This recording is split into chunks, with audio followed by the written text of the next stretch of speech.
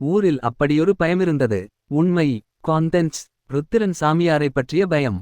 ஊருக்கு வெளியே 5வது மைலில் மரப்பலகைகளாலான ஒற்றை மாடி கட்டிடம். அந்த கட்டிடத்தை விட்டால் அந்த ஏரியாவிலேயே வேறு வீடுகள் கிடையாது. வீடுகட்டும் துணிச்சல் யாருக்கும் கிடையாது. துணிந்த 1-2 பேரும் தங்கள் வீட்டில் வித்தியாசமான துர்மரணங்கள் ஏற்பட்டதால் அஸ்திவாரம் மட்டும் போட்ட வீடுகள் அரை குறையாக நின்றிருந்தன. ராத்திரியானர் பேய்ங்க உலாத்துது. நான் பார்த்தேன். நேத்தி பொழுது நாத்து வாங்கிட்டு வரலாம்னு டவுனு பக்கம் போனேனா வர்றசே இருட்டிருச்சு. அந்த பக்கமா சாலையில வாரேன். நிறைய பேர் சண்டை போட்டுக்கற சத்தம் கேட்டது. எட்டி பார்த்தேனா 50-100 பேர் இருக்கும். காத்துல மிதக்கற மாதிரி நடக்கறதும் அழறதும் உடனே சிரிக்கிறதுமா இருந்தாங்க. மந்திரவாதி வீட்டை பார்த்து போயிட்டிருந்தாங்க. ஒரு பொண்ணு என்னை பார்த்து சிரித்துது பாரு பயந்து போயி. ஒண்ணுக்கே போயிட்டாயாக்கும். விளையாட்டா இருக்கா? போயிபாரு தெரியும். போதும்டாப்பா. ஒரு தடவை போய் மாட்டிக்கிட்டு பட்ட அவஸ்தையே 6 சென்மத்துக்கு ஆவும். போன சனிக்கிழமை சந்தைக்கு போய் பச்சைச்சேல்னு கீரையை வாங்கி கூடையை வச்சுக்கிட்டு வரேன். திக்குன்னு பத்திக்கிடுச்சே. QULIT. இல்லே. தலைக்கு மேலே கூடையில இருந்த கீரைங்கரேன். பச்சை கீரை பத்தி எரிஞ்சுதா? இருக்கும். எதிரே வந்த பையனை பார்த்ததும் இவர்கள் பேச்சு நின்றது. ஏலே தாசு. எங்க இந்த பக்கம். கவுண்டர் வீட்டம்மாவுக்கு ஆஸ்துமா மருந்தை கொடுக்க வந்தேன். எங்கே மருந்து? குடுத்துட்டேன். எப்படி இருக்கான் உன் முதலாளி? நல்லாயிருக்கானா? என்னடா மவனே சலிச்சுக்கரே. ஏன் சலிச்சுக்க மாட்டான் வரது? மனுசனா அவன்? பாவம் சின்னப்பையன் ஆதியத்து வேலைக்கு சேர்ந்தாலும் சேர்ந்தான் மனுசன் இப்படியா காலியில 6 மணிலிருந்து ராத்திரி 8 மணி வரைக்கும் அயர விடாம வேலை வாங்கறான். பாவம் எப்படியிருந்த புள்ளை இப்ப எப்படியாயிட்டான் பாரு. ஏன் சொல்லமாட்டீரு? நீருதானேயா அப்பன் செத்த அப்பாவி புள்ளையை கொண்டு போய் வேலையில சேர்த்தீரு. உண்மைதான். அன்று சரவணன். ஒரு சின்ன வேலை செய்யணுமே. இப்பவா? ஊர்லயே இருக்கிறது இந்த ஒரு மருந்து கடைதான். தனியாளா நிக்க நேரமில்லே. அவஸ்தைப்படறேன். நீரு வேற கழுத்தறுப்பு. அதுக்குதான் வந்திருக்கேன். கழுத்தறுக்கவா? இல்லே உம்ம வேலையை குறைக்கத்தான் இந்த பயலை கூட்டிட்டு வந்திருக்கேன். பயலை தெரியுமில்லே. மயில்சாமி மகனில்லே. தாசுதானே. மயில்சாமி போயிட்டாக தெரியுமில்லே. தெரியும்யா. சாவுக்கு கூட வந்தேனே. அவங்க குடும்பம் வருமானமில்லாம தவிக்குது. பயலுக்கு ஒரு வேலையை போட்டுக்கொடும். புண்ணியமா போவும். என் புண்ணியத்துக்கு பார்த்தா ஊர்கதி என்ன? வெளியாடறீரா? மளிகை கடையா? தப்பா கொடுத்தாலும் பரவாயில்லைன்னு சொல்ல. மருந்துயா? மருந்து கடை. கொஞ்சம் இசகு பிசகா கொடுத்துட்டா ஆளே போயிடுவான். தெரியுமில்ல. அதெல்லாம் பயப்படாதே சரவணா. பய புத்திசாலி. 2 நாள்ல கத்துப்பான். அவன் குடும்பம் பட்டினி கிடக்காம ஏதோ சம்பளம் போட்டு கொடும். குடும்பத்துக்கு பசியாறுகிற அளவு சம்பளம் கொடுத்து கட்டுப்படியாகுமா? 100 ரூபா தருவேன். அதுவும் பய நடந்துக்கற முறையை வச்சுதான் மேலே வேலை தருகிறதும் துரத்தறதும். ஒழுங்கா நடந்துக்கறானா என்னான்னு கேளு. சொல்லேண்டா. நடந்துக்கறேன் அங்கிள். என்னால முடியும். இங்கிலீசு கூட தெரிஞ்சு வச்சிருக்கான் பய. சரி விட்டுட்டு போ பயலே. காலையில் 8 மணிக்கெல்லாம் வந்துரணும். சரிங்க. ராத்திரி திருப்பியனுப்புற நேரம் எல்லாம் சொல்ல முடியாது. யாரும் மருந்து கேட்க வரலேன்னா 6 மணிக்கே அம்ச்சிருவேன். இல்ல 10 மணி கூட ஆவும். சரியா? பணிவா நடந்துக்கணும். சரி எஜமானே. பரவாயில்லே. புழைச்சுப்பே காலையிலே வந்துரு. அப்படி சேர்த்து விட்டதுதான்.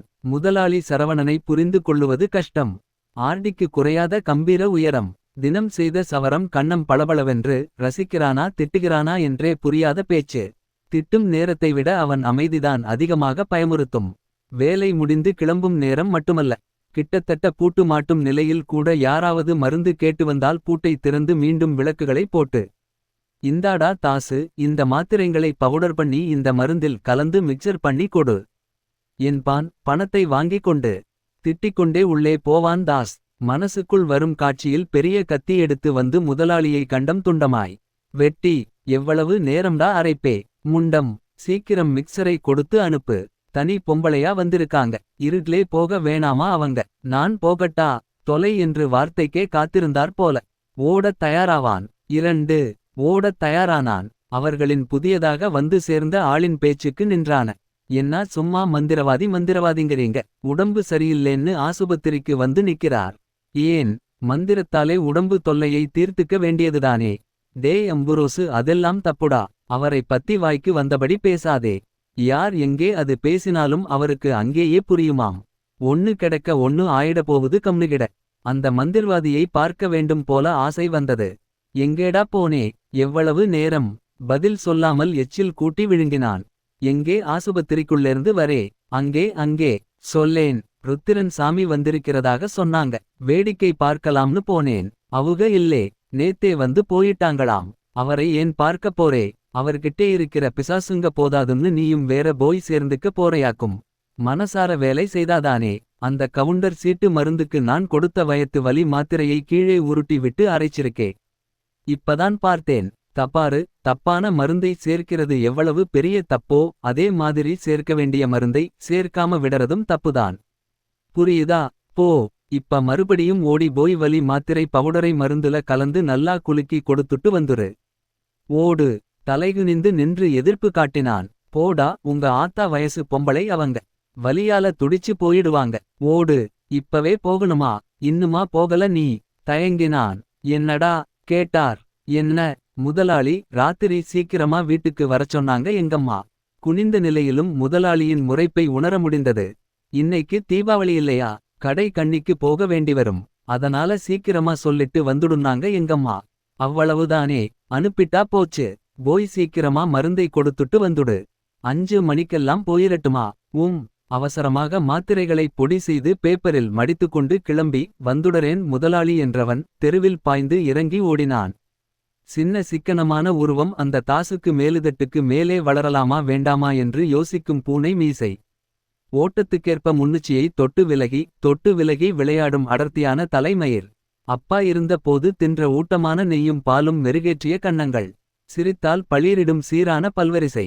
குட்டை நிஜாரும் ஸ்போர்ட்ஸ் பனியனும் அணிந்து காலில் கான்வாஸ் ஷூ போட்டு படு ஸ்டைலாக இருப்பான் எப்போதுமே. ராசா கூட 5 வருஷமாயிருந்தா உன்னையே வச்சுக்கிட்டிருப்பேன் என்பாள் மூலத் தெருவடிவாம்பா. சீ என்று ஓடிவிடுவான். கவுண்டர் ஊட்டம்மா, அந்த மருந்து புட்டியை கொடுங்க. பயந்து போனாள் அம்மாள். ஏன்? மாத்தி குடுத்துட்டியா? இந்த பவுடரை கலக்கணுமாம். பாட்டிலில் கொட்டி நன்றாக உலுக்கிவிட்டு கொடுத்தான். சாப்புடுங்க, ஒரே நாள்ல போயிடும் என்று அதிரவைத்து விட்டு திரும்ப ஓடிவந்தான். கடை இருக்கும் தெருவில் திரும்பியதும் நின்றான். அவன் சிரிப்பு உதட்டிலேயே உறைந்து போயிற்று. ஏராளமானவர்கள் மருந்து சீட்டுடன் நின்றிருந்தார்கள். சலிப்புடன் பார்த்தான். வேலை வந்துவிட்டது. இனிமேல் 5 மணிக்கு போன மாதிரிதான். எவ்வளவு நேரம்பா காத்துக்கிட்டிருக்காங்களே. போ. சீட்டுங்கள்ல மாத்திரை வைச்சிருக்கேன், மாத்தாம நுணுக்கி மருந்துல கலந்து எடுத்து கொடு. மாத்திடாதேடா. வந்து முதலாளி. போடா உள்ளே என்று தள்ளிய வேகத்தில் உள்ளே போய் மேஜை மேல் மோதி நின்று அதிர்ந்தான். வரிசையாக சீட்டுகள் வைத்து அதன் மேல் பச்சை, மஞ்சள், வெள்ளை என்று பல நிற மாத்திரைகள். இதுபோக புதியதாக வெளியே வேறு. வீட்டுக்கு போனா போலதான். அலட்சியமாக, மிக அலட்சியமாக. 3 அலட்சியமாக, மிக அலட்சியமாக நடந்து வந்து கொண்டிருந்தாள் அவள். வடிவாம்பாள். ஆஸ்பத்திரி வாசலில் போய் நின்றாள். அவுக வந்திருக்காகளா? யாரு? அவுகதேங் மந்திரமெல்லாம் பண்ணி நீத்தாரை கூப்புட்டு பேசுவாகளாமே. யாரு? ருத்திரன் சாமிகளா? ஆமாம். அவுகளை ஏன் தேடறியாம்? எங்க ஆத்தா தொழில்ல சம்பாதிச்ச 100 பவுன் நகைங்களை எங்கே வச்சு செத்தாள்னு கேட்கோனும். அதுக்கு இந்த மனுஷன்கிட்டே என்ன பேச்சு? இங்கே டாக்டரை பார்க்க வந்து எங்க எல்லார் வயத்தையும் கதி கலங்க வைச்சிட்டு போயிடுச்சு. இப்ப வந்து தேடறியா? வானாம். ரொம்ப பொல்லாத மனுஷன்னு கேள்விப்பட்டோம். போயிரு. அப்ப நகைங்க. போய்க்க. சும்மா பேசி பயமுறுத்தாத. அப்ப அவுக இல்லீங்களா? போயிட்டாகளா? என்றவள் அந்த சிப்பந்திகள் முறைக்கவே சரி நான் கேட்கல போறேன் என்று அந்த ஆஸ்பத்திரியை விட்டு வெளியேறினாள். என்ன வடிவு? ஆஸ்பத்திரி பக்கம் வரே. பாவியன்னா விஷயம் எப்பலிருந்து என்று முந்தாநாள் ராத்திரி ஆள் கத்தவே நின்று முறைத்தாள். இந்தா குசும்புதான் வேணாங்கறேன். அப்புறம் எனக்கு கோபம் வரும். ஏசிபுடுவேன் தெரியுமில்லே. அந்த ஆள் ஓடிப்போனதும் முணுமுணுப்பாக திட்டியபடியே நடந்து பேனாள். வாங்க சாமி, வாங்க. விழுந்து கும்பிடாத குறையாக வரவேற்றான் சரவணன். என்னை இவ்வளவு தூரம் டாக்டரை பார்க்க வந்தீங்களா? ஆமாம் மகனே, மழைக்காலம் வந்துவிட்டதல்லவா. இரைப்பு நோய் வரும்தான். இந்தா டாக்டர் சீட்டை நீட்ட மிகுந்த மரியாதையாக வாங்கிக் கொண்டான். அந்தச் சிறுவனிடம் தராதே, நீயே கலந்து கொடு. ஐயோ, உங்க மருந்தை ஆளை வச்சு கலக்குவேனா? நானே கலந்து தரேன். செய். பையன் யார்? இவனை தெரியல்லியா சாமி? நம்ம மயில்சாமி மகன். பேரை சொல்லேண்டா. தாசப்பன். தாசுன்னு கூப்பிடுவாங்க. தெரியும். நேற்று கூட உன் அப்பன் மயில்சாமியுடன் பேசினேன். அவுக இல்லீங்களே செத்துட்டாக. தெரியும். நீத்தார் எனக்கு அடங்குவார்கள். நான் அழைத்தால் நேரில் வருவார்கள். அழைப்பை ஏற்று வந்து பேசுவார்கள். இடி பயங்கரமாக இடிக்கவே கிளம்பினார். வரேன் சரவணா. ஐயா, மருந்து இப்ப அரைமணியில தயாராயிடும். வாங்கிட்டே போகலாமே. மகனே சரவணா, மழை வரப்போகிறது. பெரிய மழை. நனைந்தால் என் மூச்சிரைப்பு அதிகமாகிவிடும். ஒன்று செய்யேன். சொல்லுங்க சாமி. மருந்து தயாரானதும் வீட்டிலேயே கொண்டு வந்து கொடேன். கிளம்பி போனார். மழைக்கு முந்தி நான் வீடு போய் சேரணும். இரு வரேன் என்று சரவணன் உள்ளே போக திறந்த கதவு வழியாக பார்த்தான் தாஸ். தூரத்தில் அவர் போவது தெரிந்தது. என்ன வேகம், அதுவும் இந்த கிழட்டு வயசில். ஒரு வினாடி நேரத்துக்கு காட்சி வந்து போயிற்று.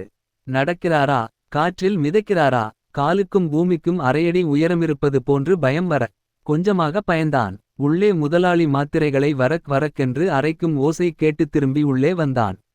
முதலாளி, இரு போயிடாதே, உன் வேலை முடியலே. நங்க முதலாளி, நான் வீட்டுக்கு போகணும். என்னடா அவசரம், என்ன பொண்டாட்டியா காத்துக்கிட்டிருக்கா என்றவன். அவன் ஆமா என்றதும் விழித்தவாறு திரும்பி பார்த்தான். அடி இதால முளைச்சு மீசை விடல, அதுக்குள்ளே பொண்டாடி கேட்குதா? பாய் சொல்றே, எங்க அக்காதான் வந்திருக்குது. அதும் பொன்னை எனக்கு கட்டித்தர போவுதாம். பார்ரா சிரித்தான். என்ன வயசு? குட்டி பாப்பா. சிரித்தவாறு மருந்தை கலக்கினான். பெரிய புட்டி ஒன்றில் புனல் வைத்து ஊற்றினான். புடி தயக்கமாக பார்த்தான். புட்டிடா அண்ணா. வாங்கிக் கொண்டான். போய் அவர் வீட்டில் கொடுத்துட்டு அப்புறமா வீட்டுக்கு போயிடு. இப்பவா? நேரம்மாச்சே முதலாளி. அம்மா காத்திருப்பாங்க. அம்மா காத்திருக்கிறதை விட பெரிய விஷயம், அங்கே பேஷண்ட் காத்திருப்பார். போடா, எதை செய்யணுமோ அதைச் செய். போடா, மழை வரும் போல இருக்கே. வந்தா என்ன? மழைக்கும் வெயிலுக்கும் பயப்படற வயசா உனக்கு? சாக்கு போக்கு சொல்லாதே. போடா, சீக்கிரமா போய் கொடுத்துட்டு வந்துரு. அவுக வீடு எனக்கு தெரியாதே. ரொம்ப சுலபம். ஊரை தாண்டி 5 கிலோமீட்டர் தூரம் போனால் வலது கை பக்கமா ஒரு வண்டி பாதை பிரியும். 5 கிலோமீட்டரா? அவ்வளவு தூரமா? என்ன தூரம்? மூச்சு பிடிச்சு ஓடினா அரைமணியிலே சேர்ந்துடுவே. போக 5 கிலோமீட்டர், திரும்பி வர 5 கிலோமீட்டர்.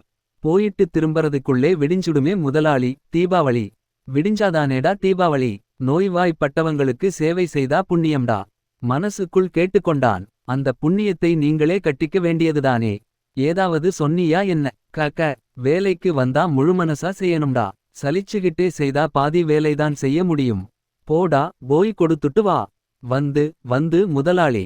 டேய், இப்ப நீ பெரியவர் வீட்டுக்கு மருந்து கொடுக்க போறியா என்ன? மறுபடியும் உன் வீட்டுக்கு போக போறியா? ரெண்டுல ஒன்னு சொல்லு. பயமாயிருக்கே முதலாளி என்றான் அழுகையாக. பயமா? என்ன பயம்? நீங்கதானே சொன்னீங்க அவங்க வீட்டை சுத்தி பேய்ங்க நடமாடறதா. பயமாயிருக்காதா? சிரித்துவிட்டான் சரவணன். அடச்சி, பேய்க்கெல்லாமாடா பயப்படறது? ஒன்னு செய். கனத்த பெரிய புட்டி ஒன்றை எடுத்து வந்து கொடுத்தான். அப்படியே ஏதும் பேய் கண்ணில பட்டுட்டா பிடிச்சு இந்த புட்டியில போட்டுட்டு வந்துரு. நான் பேயை பார்த்ததேயில்லை முதலாளி. அடச்சே, போடா. சீசா வைச்சிருந்தா எந்த பேயும் கிட்டவராதாம். போ, எடுத்துக்கிட்டு போ. சீசா? மருந்து சீசாதான் இருக்கே, அப்புறம் எதுக்கு சீசா? மூளையே கிடையாதுடா பையா உனக்கு. ஜெய் காட். போகிறச்சதான் அந்த சீசா இருக்கும். சரி, திரும்பறச்ச அப்ப மட்டும் பேய்ங்க பின்னால வராதா? வாங்கிக் கொண்டான். நடந்து வெளியேறி போனான். 4 ஏன் ராசாமவனே என்ற குரலுக்கு திக்கென்று திரும்பி பார்த்தான். அந்த வடிவு புகையிலை கட்டையுடன் இழித்து கொண்டு நின்றாள். என்ன வீட்டுக்கு போவாம இந்த பக்கமா போறே? என்ன இவ்ளோ பெரிய புட்டியை தூக்கிட்டு போறே? ஒரு பேயை இதுக்குள்ளே அடைச்சிக்கிட்டு வரணுமாம். முதலாளிதான் சொன்னாங்க. பேயா? எதுக்கு? அவுக பேயை பார்க்கவே இல்லையாம். அதான். என்ன சிரிக்கிறே? ஒன்னு செய்யி. என்னை புட்டிக்குள்ளார அடைச்சிட்டு போய் உன்றன் முதலாளிகிட்டே நிறுத்து. எல்லாரும் என்னை பெசாசு பேயின்னுதான் சொல்லுவாங்க. அதுவும் பலான நேரத்தில். பலான நேரம் புரியற வயசில்ல. 2 வருஷம் போவட்டும். சொல்லித்தரேன். விஷயம் தெரியுமா உனக்கு? D God out. 8 வருஷத்துக்கு முன்னால கல்யாணத்துக்கு முந்தி உன்றன் முதலாளிக்கு வேலை சொல்லி கொடுத்தவளே நான் தேன். தாசும் கேட்காமலே நடந்தான். என்ன? மறுபடியும் 2 வருஷம் போவட்டும்பாள். நீ என் கூட வராதேக்கா? அக்கா, என்ன நீ உறவையே மாத்தரே? அது கிடக்குது சொல்லு. ஊரை தாண்டி வந்துட்டே. எங்கேதான் போறியாம்? ருத்திரன் சாமி வீட்டுக்கு. ஆத்தாடி, இந்த நேரத்துல அங்கே எங்கே போறியாம்? மருந்து கொடுத்துட்டு வரச் சொன்னாக முதலாளி. நீ போ. என்னை ஏன் விரட்டரே? நான் சீக்கிரமா போய் என்ன பண்ணப் போறேன்? நானும் கூடவே பேசிட்டு வரேனே. வேற வேலை பாரேன். வேலை? அதுக்குத்தான் ஆளே கிடைக்கலையே. ஊர்ல அத்தனை ஆம்பிளைங்களுக்கும். சீ, அசிங்கமா பேசற. உன்னை சேர்க்கல ராசா. ஆம்பிள்ளையா நீ? சின்ன புள்ளையில்ல என்றவள் சட்டென்று நின்று பூரித்தாள். என்னா சொன்னே? எது? ருத்திரன் சாமியை பார்க்க அவுக வீட்டுக்கா போறே? ஏஎல்டிஐடி. நானும் வாரேன். என்னையும் கூட்டிட்டு போயேன். எனக்கு அவுககிட்ட கொஞ்சம் வேலை இருக்கு. என்ன வேலைன்னு இப்ப கேட்க மாட்டேன். நீ எதுக்கு அங்கே போறேன்னு தெரியுமில்லே. அவ்வா வாயை பொத்தித் திறந்தாள். தப்பு. அவுகளை அப்படி சொல்லாதே தப்பு. நீ வேணாம். அப்புறம் கோபம் வந்தா அவுக பேயை விட்டு விரட்டியடிப்பாங்க. நீ போய்க்க. அதெல்லாம் மாட்டாக. நான் என்ன அவுகளை கடனா கேட்க போறேன். விஷயம் கேட்டு சொல்லச் சொல்லுவேன். அம்புட்டுதேன். அதுவுமில்லாம உன்றன் முதலாளிக்குதான் மூளை கெட்டுப் போச்சு. உன்னை தனியாக அம்ச்சிட்டாங்க. நானும் விட்டுட்டேன்னா எப்படி. வா. நான் துணைக்கு வரேன். துணை. அது எதுக்கு. சின்னப் புள்ளே. பேயை பிசாசை பார்த்து பயந்துக்க போறே. சிரித்தான். பார்த்து நான் ஏன் பயப்படப் போறேன். நீயே சொல்லேன். பேசியே அவன் காதை பிடிக்க வந்தாள். நழுவிப் போனான். வாலு பயலே. கிண்டலா பண்றே. சரி எனக்கும் தனியா போக பயமாயிருக்கு. நீயும் வா. பெரிய இடியொன்று உருண்டும் புரண்டும் எங்கேயோ உருவாகி இங்கே வந்து போயிற்று. பெரிய மழைதான் வரப்போகுது. சடுதியா நடந்து போடு தம்பி. வேகமாக நடந்தார்கள். ஆமா. அவுக வீடு உனக்கு தெரியுமா. வழி சொல்லியனுப்பியிருக்காக அமைதியாக கொஞ்ச தூரம் போனதும் அவள் தனது கண்களை துடைத்து கொண்டதை பார்த்தான். தூசு பட்டுருச்சா. இல்லே. பின்னே. அழறியா என்னா. இப்ப மட்டுமா. உன்னை நினைச்சாவே அழுவேன். ஏன். எனக்கென்னவாம் கேடு. உனக்காக இல்லே. என்னை நினைச்சு அழுவேன். ஏன். சொன்னா உனக்கு புரியாது ராசா. பேசாம வா. ஏன் இதையும் 2 வருஷம் போய்த்தான் சொல்லணுமா. மெல்ல அவன் இடுப்பில் வளைத்து இழுத்து கொண்டாள். அதில்லே நான் பெத்த ராசா. நானும் மத்தவளுங்க மாதிரி தழைய தாலியை கட்டிக்கிட்டு வாழ்ந்திருந்தா இந்நேரம் உன்னை மாதிரி ஒரு புள்ளை இருந்திருப்பானே. இருந்தா. அப்பப்பா. பொய்யா சொல்லி என்னை நானே ஏமாத்திக்கிறேன். அப்படியில்லாம நிசமாவே என் புள்ளையை பார்த்து நான் பெத்த ராசான்னு ஆசையா கூப்பிட்டிருப்பேனே. செத்தா கொள்ளி போடக்கூட ஆளில்லாம போச்சே. பின்னே ஏன். இந்த தொழிலை செய்யறே. திக்கென்று நிமிர்ந்தாள். ராசா நீ என்ன சொல்றே. உனக்கு எல்லாமே புரியுமா. நீ என்கிட்ட சொல்லக்கூடாத தொழிலை செய்யறேங்கிற வரை புரியுது. அது என்னன்னுதான் புரியல. அவளை நிறுத்தி எதிரே வந்து நின்று அவள் கண்ணீரை துடைத்துவிட்டான். அழாதே. உனக்கு நான் கொள்ளி போடறேன். அணைத்துக் கொண்டு கதறினாள். ராசா. நான் பெத்த ராசா. லேசான தூறல் விழவே விலகி அவசரமாக நடந்தார்கள். ஆமா. ருத்திரன் சாமிகிட்ட என்ன கேட்கப் போறே. எங்கம்மா திடீர்னு செத்துப் போச்சு. திடீர்னா. லாரியில மாட்டிக்கிட்டு செத்துப் போச்சு. அதான் நான் கிடந்து அல்லாடறேன். ஏன். அவுக நகைங்களை எங்கேயோ ஒளிச்சு வைச்சிருக்காக. அது மட்டும் கிடைச்சிருந்தா என் கடையை மூடிட்டு ராசாத்தி மாதிரி வாழ்ந்து காட்டுவேன். வா ராசா. மழை பலக்கப் போவது போல இருக்கு. காலை எட்டி வைத்து அவசர நடை போட்டு போனார்கள். அப்படியும். மண் சாலையில் இறங்கி நடப்பதற்குள் மழை கொட்ட ஆரம்பித்துவிட்டது. விலாசம் தெரியுமா ராசா. என்ன பெரிய விலாசம். அங்கே இருக்கிறதே ஒரேயொரு வீடாம். சொன்னாங்க. அதை கண்டு புடிக்கிறது ஒரு கஷ்டமா. அதா. என்று அவள் கை காட்டிய இடத்தில் பெரிய வெட்டவெளி மைதானத்தின் நடுவில் தன்னந்தனியாக நின்ற அந்த வீட்டை பார்க்கவே காரணமின்றி மெய்சிலிர்த்து போயிற்று இவனுக்கு. என்ன ராசா நின்னுட்டே. பயமாயிருக்கு. தா பாரேன். இது பயப்படற வயசு. நீ வா சொல்றேன். நான் தான் கூடவே இருக்கேனே. அப்புறம் என்ன பயமாம். சற்றே மேடான பகுதியிலிருந்த மைதானம் அது. 4 சின்ன படிக்கட்டுகளை ஏறி மைதானத்தில் பிரவேசித்தபோது மழை பயங்கரமாக கொட்டிக் கொண்டிருந்தது. முழுக்க நனைந்த நிலையிலும் ஓடினார்கள் அந்த இருட்டான வீட்டை நோக்கி. கூப்பிட்டியா ராசா. இல்லையே. ஓடினார்கள். வீட்டை நெருங்க யாரோ காலை இடறி விட்டார் போல கவிழ்ந்து விழுந்தாள் வடிவு. அலறினாள். தே. ராசா. என்ன குறுக்கால காலை நீட்டரே. நானா இல்லையே. நான் பின்னாலே இல்லே ஓடி வரேன். ஒரு வேளை ஏதும் பேயாக இருக்கும் என்றதும் மேலும் பெரிதாக அலறினாள். அந்த வடிவம்பாளை இருட்டு முலாம் பூசி கொண்டுவிட்டது. அது சரி. நான் பயப்படாம துணைக்கு வர்றா பொம்பளையா நீ. இவர்கள் நெருங்க கதவை திறந்து வந்தார். விளக்கை உயர்த்தி பார்த்தார் அவர். பயங்கரமாக மிக பயங்கரமாக. ருத்திரன் சாமி. லாந்தர் விளக்கு பாதி முகத்தை மட்டும் வெளிச்சம் போட்டு காட்ட முழுசாக கண்களை திறந்து வெறித்து பார்த்தார். வா தம்பி. மருந்தை உன்கிட்ட கொடுத்தனுப்பிட்டானா உன் முதலாளி. ஆமுங்க. குறைந்த அந்த வெளிச்சத்திலும் அவர் கண்கள் பளிரென்றன. உள்ளே வா என்றவர் கவனித்துக் கேட்டார். அது யாரு பொண்ணு. என் பிரண்டு. துணைக்கு வந்திருக்கு. நடுராத்திரி பூஜை நேரத்தில பொண்ணுகளை வீட்டுக்குள்ளே கூட்டிட்டு போறதுக்கில்லே. அவளை வெளியிலேயே விட்டுட்டு நீ மட்டும் உள்ளே வா. அய சாமி. எனக்கும் உங்ககிட்டே பேசணுமுங்கோ. பகல்ல வா. பேசலாம். போ. புள்ளை. அது தானாக வரும். நீ போ. சாமி நான் என்ன கேட்க வந்தேன்னா. நீ கேட்க நினைக்கிறது எனக்கு தெரியும்.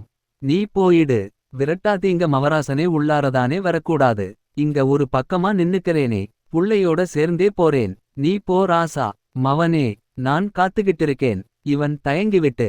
சரின்னு சொல்லிட்டு உள்ளே வா என்று அவர் சொன்னதும் சரி என்றான் அரை மயக்கமாக. உள்ளே போனான். அவர் கதவை சாத்தி தாளிடவே 5 லைட்டு இல்லீங்களா சாமி. ஏன். லாந்தரை உயர்த்தி காட்டினார். இதோ இருக்கே. Electric light. அது எதுக்கு தம்பி? இந்த விளக்கு வைச்சே 106 வருஷம் ஓடிடுச்சு. நான் இங்க வீட்டை கட்டி வந்தப்ப ஊர்ல கரண்டே வரலே.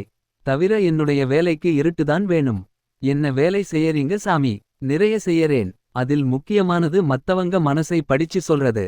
அதுதான் எனக்கு சுலபமா வர்றா வேலை. அதெப்படி மத்தவங்க மனசை படிக்கிறது? எதிர் ஆள் சொல்லாமலே அவர் மனசுல இருக்கிற முக்கியமான எண்ணத்தை என்னால சொல்ல முடியும். ஆராய்ச்சி. வெட்டி வேலை. ஏன்? வியந்தார். ஏன் அப்படி சொல்றே? பின்னே என்ன சாமி? என்னையா நினைச்சிட்டிருக்கேன்னு கேட்டா சொல்லிட்டு போறாங்க. இதுக்கென்ன ஆராய்ச்சி? சிரித்த சிரிப்பினால் இவனை அதிர வைத்தார். உன் மனசை படிக்கட்டுமா? படிச்சு. உன் தேவை என்னன்னு சொல்றேன். அப்புறம் உனக்கு பிடிச்சிருந்தா அதை நிறைவேத்தி வைக்கிறேன். கொஞ்சம் சுவாரஸ்யம் தட்டியது தாசுக்கு. சொல்லுங்க பார்ப்போம். உன் முதலாளி உன் கண் முன்னால துடிச்சு துடிச்சு சாகணும். அதை நீ நின்னு பார்க்கணும்னு அடிக்கடி நினைக்கிறே. வெலவெலத்து போனான். அதெப்படி உங்களுக்கு தெரியும்? இதுதான் மனசை படிக்கிறது என்கிறது. சரி, ஒரு பந்தயம் வச்சுப்பமா? என்ன அது? உன் ஆசைப்படி உன் முதலாளி உன் கண் முன்னையே துடிச்சு துடிச்சு சாகவிடறேன். பதிலுக்கு நீ எனக்கு என்ன தருவே? என்ன தரணும்? இந்த மாச சம்பளத்தில் 1/4 பங்கை எனக்கு தந்துடணும். ஏன்? விலை பேசாம நான் எந்த கொலையும் செய்யறதில்லை அதான். தயங்கினான். என்ன சம்பளம் தரான் உனக்கு? 100 ரூபாய். 1/4 பங்குன்னா 25 ரூபாய். இதை தரமாட்டியா? இதில யோசிக்கிறதுக்கென்ன இருக்கு? மேலும் தயங்கினான். ஊருக்குள்ளே அந்த வீட்டில் தீபாவளி உற்சாகம் அதிகமிருந்தது. சமையலை முடித்துவிட்ட கையோடு இனிப்பு செய்ய அமர்ந்திருந்தாள் அந்த பவானியம்மா. 7 வயசு பையன் ரங்காவும் 5 வயசு பத்மினியும் நச்சரித்துக் கொண்டிருந்தார்கள். அம்மா, அப்பா ஏன் வரலே? வருவாரு இரு. உள்ள வராதீங்க. பெரிய அடுப்பை பத்த வைச்சிருக்கேன். சுட்டுக்க போறீங்க. அப்பா ஏன் வரலேன்னா? மைசூர் பாகுக்காக நெய்யில் வறுபடும் கடலை மாவு வாசனை வாசல் வரை வந்தது. மாமா. பத்மினி கேட்டது. இப்பா ஏன் வரலே? வருவாங்க இரும்மா. பட்டாசு குடு. நான் வெடிக்கணும். இந்த மழையிலையா? போய் விளையாடுங்க போங்க. பசிக்குதும்மா. வாங்க, சாதம் போடறேன். அப்பா வந்தால்தான் சாப்பிடுவோம். போ. ரங்கா, நீ ரொம்ப அடம்பிடிக்கரே. போய் பக்கத்து வீட்டுல ராமசாமி சார் வந்துட்டாரா பாரு. அப்பவே வந்துட்டாக. நான் கூப்பிடுறேன்னு சொல்லி கூட்டிட்டு வா. ஓடி போய் குடை எடுத்துட்டு போ. 2 குடை பப்பியையும் கூட்டிட்டு போகச் சொல்றியா? அவ எதுக்கு வேணாம்? பின்னே ஏன் 2 குடை? அவங்க வீட்டுல குடை கிடையாது அதான். போ. போய் கூட்டிட்டு வா. ஓடு. புதுசாக வெற்றிலை பாக்கு புகையிலை வாசம் வந்ததுமே பவானியம்மாவுக்கு புரிந்துவிட்டது. ராமசாமி வந்துட்டார். ரெண்ட பவாழி. முப்புட்டிழா. ராமா என்றாள் கிண்டலாக. முதல்லே வெத்தலை சாற்றை துப்பிட்டு வாங்க. சொல்றேன். சிரிப்புடன் போய் துப்பிவிட்டு பவானி நீட்டிய செம்பு நீரில் வாயை கொப்பளித்து கொண்டு விட்டு வந்தார். சொல்லும்மா. நெய் வாசனை ஜமாய்க்கிறதே. என்ன மைசூர் பாகா? கொஞ்சுண்டு கோடேன். டேஸ்ட் பார்த்து சொல்றேன். என்ன உப்பு உரைப்பு சரியாயிருக்குதுன்னா என்றவள் கேள்வியிலிருந்த கிண்டலை உணராமல் அதான் என்று கூறிவிட்டு பிறகு நீ என்று விழித்தார். தமாஷ் பண்ணறாப்பல. பசங்க அவரில்லாம சாப்பிடமாட்டேங்குதுங்க. நீங்க கொஞ்சம் போய் கூட்டிட்டு வாங்களேன். மழையில மாட்டிக்கிட்டாரோ என்னமோ குடையோட போய் கூட்டிட்டு வர்றீங்களா? போழங்களா? ஸ்ரீ என்றார். 6. என்ன? என்ற சாமியை அச்சமாக பார்த்தான் தாஸ். அடுத்த நிமிஷம் வெள்ளை நீராவி போல ஏதோ காற்றில் பறந்து அல்லாடியது. அந்த லாந்தர் வெளிச்சத்தில் துல்லியமாக தெரிந்தது. தலைக்கு மேலாக பரவி விரவிய அது புட்டியின் வாய்க்கு நேராக போனதும் சேர்ந்து நேர்கோடாகி இறங்கியது புட்டிக்குள்ளே. தீர்ந்தது விஷயம். புட்டியை எடுத்து கிளம்பு. உன் முதலாளியை பார்த்தால் அவர் எதிரே புட்டியை போட்டு உடைத்து விடு. உன் மனோரதம் நிறைவேறும். எதிர்பார்ப்புகள் நடக்கும். வந்து நான் துணிந்ததற்கு புறம் தயங்கப்படாது. புறப்படு என்று அவர் போட்ட அதட்டலில் திரும்பி புட்டியை வாங்கிக் கொண்டு படியிறங்கி கவனமாக சிதைந்த படியை தாண்டி கடந்து இறங்கி ஓடினான்.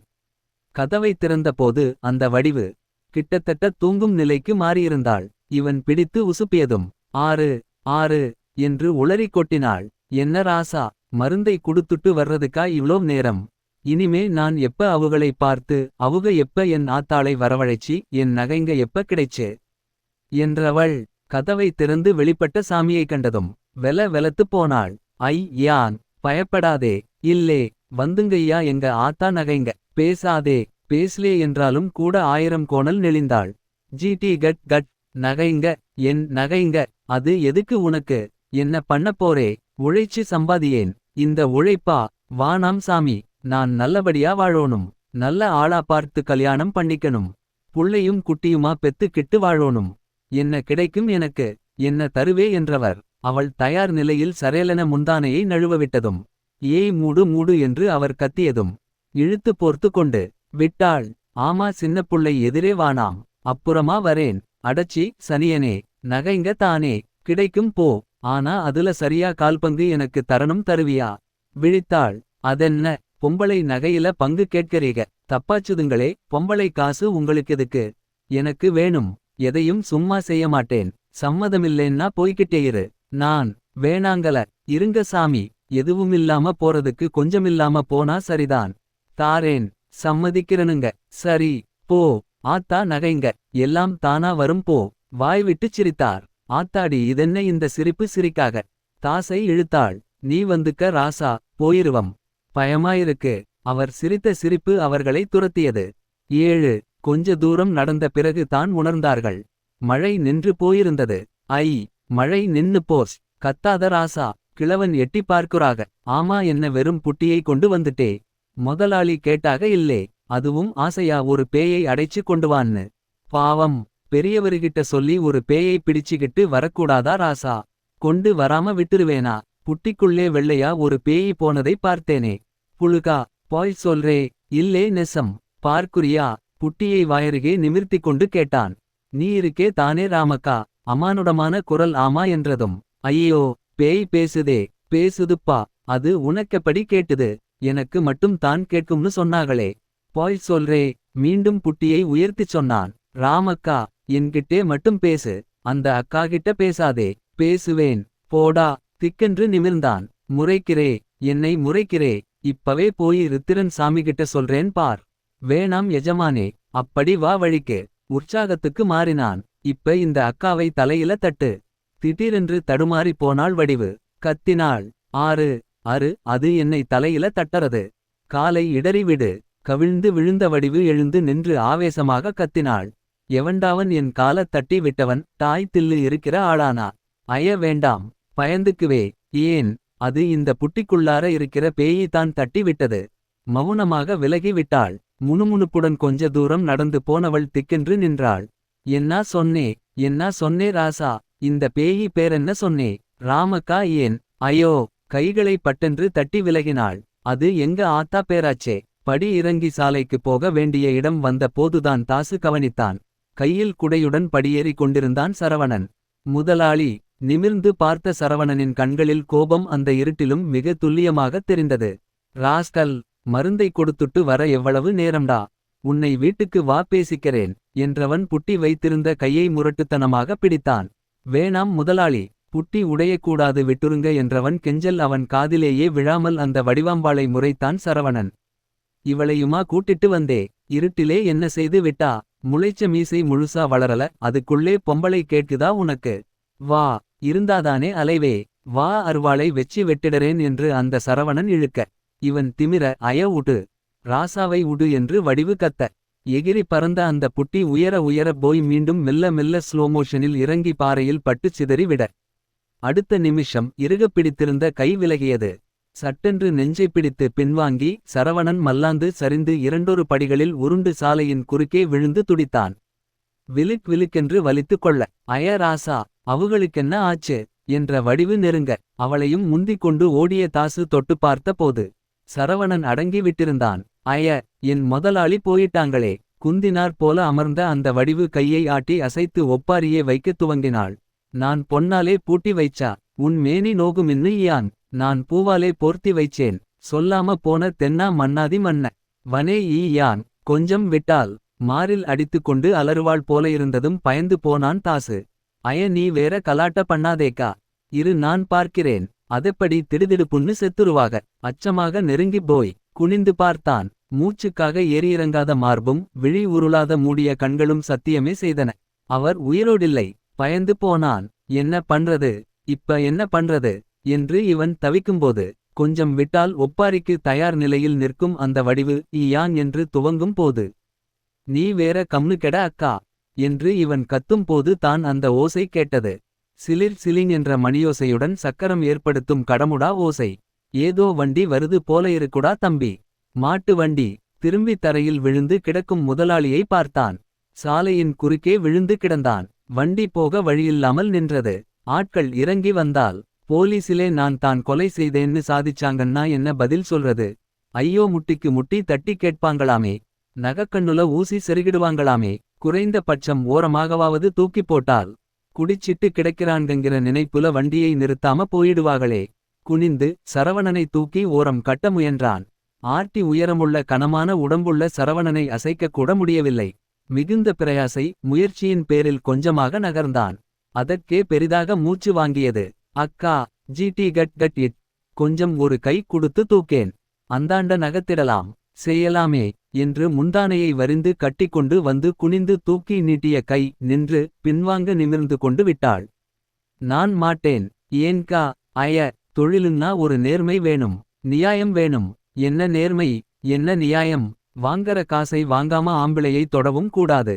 அவனை தொட விடவும் கூடாது. நீ வேறக்கா என்றவன் திணற திணற அங்குலம் அங்குலமாக நகர்த்தி விட்டு பெரிதாக மூச்சு வாங்க வியர்த்து நிமிர்ந்தான். சாலையின் திருப்பத்துக்கப்பால் புதியதாக நிறைய மனிதர்கள் சிரிக்கும் ஓசையும் கூட கேட்டது. இப்போது வண்டியோசை சாலையின் திருப்பத்துக்கப்பால் மிக அருகாமையில் கேட்டது. அச்சமாக வடிவுவை பார்க்க அவள் மிக அலட்சியமாக எதுவுமே நடக்காததைப் போல பாறையிலமர்ந்து கொண்டு சுருக்கு பையிலிருந்து கொட்டை பாக்கை எடுத்த அதே வேகத்தில் வீசி வாயால் கவ்விக்கொண்டு கடக்கென்ற ஓசையுடன் கடித்தாள். அக்கா யாரோ வராக. ஏதோ வண்டி வராப்பல இருக்கு. வரட்டுமேப்பா. சாலையின்னு இருந்தா 4 வண்டிங்க வரும்தான். போவும்தான். இதுக்கெல்லாமா பயப்படுவாங்க. அட்டகாசமான ஓசையுடன் வண்டி ஆடிக்கொண்டே வந்தது. மாடுகளின் கண்களை துணி போட்டு மூடியிருந்தது. சகஜமாக இருக்க முயன்று தோற்றான் தாசு. காரணமில்லாமல் வெட வெடப்பு வந்தது. அதுவும் வண்டி நேர் எதிர் வந்து நின்றதும் மேலும் அதிகமாயிற்று. வண்டி போட்டு வந்த ஆளின் ஆகாகாரமான வாய் விட்ட சிரிப்பில் ஏதோ பயங்கரத்தையுணர்ந்தான். என்ன தம்பி இந்த மழையில நிக்கிற. மழையா 2 கைகளையும் விரித்தான். இல்லையே. இப்ப இல்லேன்னா என்ன. கொஞ்ச நேரத்தில் வந்துரும். அங்கே பார் என்று அந்த ஆள் சுட்டி காட்டிய திசையில் வானம் பெரிதாக குமுறியது. மின்னல்கள் வானத்தில் கோலம் போட்டு அடங்கின. அடைமழை வரப்போகுது. சீக்கிரம் வீட்டுக்கு ஓடிடு. ஓடு. முடியாதே. ஏம்பா என் முதலாளியை இப்படியே விட்டுட்டு நான் மட்டும் எப்படி போகிறதாம். முதலாளியா. ஏன் என்ன ஆச்சு அவருக்கு. புரியுது என்றவன் அந்த கூண்டு வண்டிக்குள்ளே திரும்பி பார்த்து சொன்னான். டேய் எவனோ குடிச்சிட்டு விழுந்து கிடக்கிறான். வாங்கடா வேடிக்கை பார்க்கலாம். தொடர்ந்து ஓவென்ற இரைச்சலுடன் நிறைய பேர் இறங்கி வந்து நின்று வேடிக்கை பார்த்தார்கள். ஒரு ஆள் அந்த நாள் ஞாபகம் நெஞ்சிலே வந்ததே என்று பாடினான்.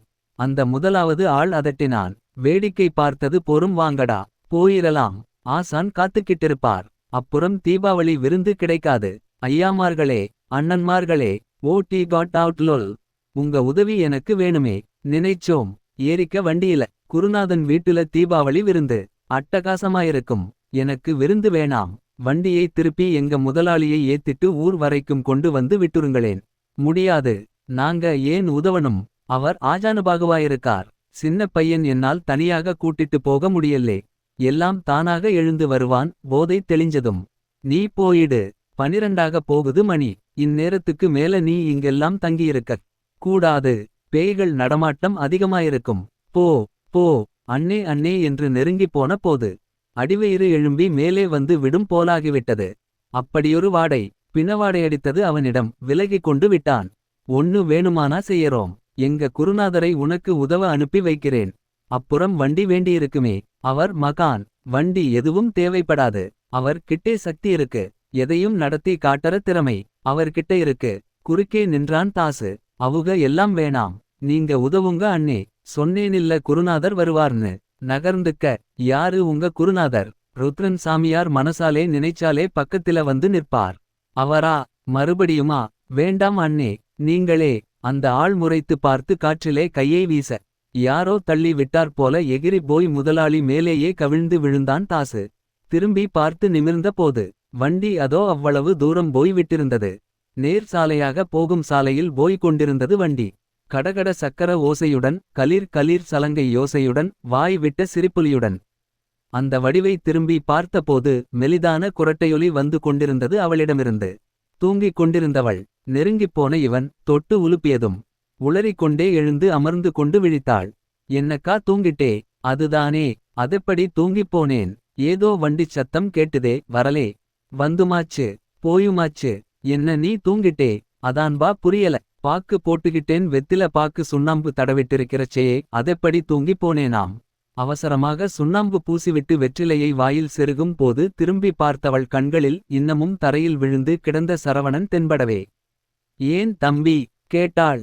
அவனுங்க கிட்ட சொல்லி தூக்கிட்டு போயி அவங்க வீட்டில போட்டுற சொல்லக்கூடாதா? அது எனக்கு தெரியாதாக்கும். அட அவங்கதான் சட்டை பண்ணாம போறாங்களே. அவங்க குருநாதர் கூப்புட்டா வந்து உடனே உதவுவாராமில்லே. பின்ன கூப்புடேன். ஆமா என்னான்னு கூப்புடச் சொன்னாக. யாராம் அவுக குருநாதர்? பேரை கேட்கல்லியா? கேட்டேனே என்றவன். பின்னே கூப்புடேன் என்றதும் தன்னையும் மறந்து ருத்திரன் சாமி ஈ என்று கூப்பிட்டுவிட. சட்டென்று தன் முதுகுக்கு பின்னாலிருந்து யாரோ தொடுவது போல உணர்ந்து திரும்பி பார்த்து திடுக்கிட்டு போனான். ருத்திரன் சாமி வெறித்து பார்த்தபடியே நின்றிருந்தார். ஏன் எதுக்கு கூப்பிட்டே? வேலையாயிருக்கேனில்லே. நடுக்கமாக பேச வாய் எழாமல் சுட்டி காட்டினான். முதலாளி. யார் அது? சரவணனா? போயிட்டானா? சரி வரேன். சாமி இருங்க. ஏம் வா. அவர் சாகணும்னுதானே ஆசைப்பட்டே. அதான் செத்து போயாச்சே. அப்புறமென்ன? போய்ச் சேரேன். இல்லீங்க. அவர் நடு ரோட்டில கிடக்கிறாரே. அவரை வீடு வரைக்குமாவது கொண்டு போய்ச் சேர்க்க வேண்டாமா? பாவமில்லே. கொண்டு போ. எப்படி கொண்டு போகிறது? ரொம்பவும் கனமாயிருக்காரே. தூக்கிட்டு போ. நானா? பின்னே என்னை தூக்கிட்டு வரச் சொல்றியா? இல்லே ஐயா, ஒரு வண்டி ஏற்பாடு செய்து கொடுங்க ப்ளீஸ். நானா? வண்டியா? நான் எங்கே போகிறது? என்கிட்ட ஏது? உங்க சிஷ்யங்கதானே சொன்னாங்க. என் சிஷ்யங்களா? யார் அது? அதோ அந்த வண்டியிலே போறாங்க என்று திரும்பி சுட்டிக்காட்டிய திசையில் நீளமாக சாலை மட்டுமே இருந்தது. வண்டி காணாமல் போயிருந்தது. அதற்குள் அதெப்படி அவ்வளவு தூரம் போயிருக்க முடியும்? சாமி, என் நகைங்க கிடைக்குமா? அடச்சே, சும்மா கிட. நான் வரேன் தம்பி. சீக்கிரமா போயிடு. ரொம்ப நேரமாச்சே, நான் போய் தூங்கணும். ஐயா ஜிடி கோட் LIT. கொஞ்சம் மனமிரங்குங்க. உதவி செய்யுங்க. உங்களை கெஞ்சி கேட்டுக்கறேன். சரி, உதவிதானே செய்யறேன். தாங்கியூ சார். அதுக்குள்ளே பூரிச்சு போயிடாதே. உனக்குத்தான் தெரியுமே, பணம் வாங்காம நான் யாருக்கும் எந்த உதவியும் செய்ய மாட்டேன்னு. ஐயா என்ன சொல்றீங்க? உனக்கு கஷ்டமே இல்லாம இந்த பிணம் தானா உன் பின்னாலேயே ஊர்வரைக்கும் வருகிறா பல செய்யறேன். பதிலுக்கு நீ உன் சம்பளத்தில் 1/4 பங்கு கொண்டு வந்து கொடுத்துடணும். அதில்தான். அதைத்தான் அப்பவே தரேன்னு சொல்லிட்டேனே. அது இந்த ஆள் சாகிறதை உன் கண்ணால பார்க்க வைக்கிறதுக்கான கூலி. அந்த வேலை முடிஞ்சு போச்சு. இப்ப இது புது வேலை கேட்கறியே. இதை செய்ய வேணும்னா நீ எனக்கு இன்னொரு 1/4 பங்கு சம்பளம் தந்தாகணும். எரிச்சலாக பார்த்தான். என்ன பாக்கரே? பெரிய மனுஷருக்கு எவ்வளவு சின்ன மனசுன்னு பாக்கறேன். ஏன் சாமி இருக்கிறதுல உங்களுக்கு எல்லாம் வழிச்சு கொடுத்திட்டா அப்புறம் நான் வீட்டுக்கு என்ன தர்றது? பருத்திப்பங்கு போனால் பாதி பங்கு மிச்சம் இருக்கே. அதை கோட்டேன். போதாதா? முடியாது. நான் தர முடியாது. வேணாம் விடு. நான் வற்புறுத்தல. வரேன். இருங்க சாமி. இத பார், வழ பேச்சே எனக்கு பிடிக்காது. எது ஒண்ணும் சீக்கிரமா முடியணும் எனக்கு. சம்பளம் தர சம்மதமானா சொல்லு. இல்லேன்னா விடு.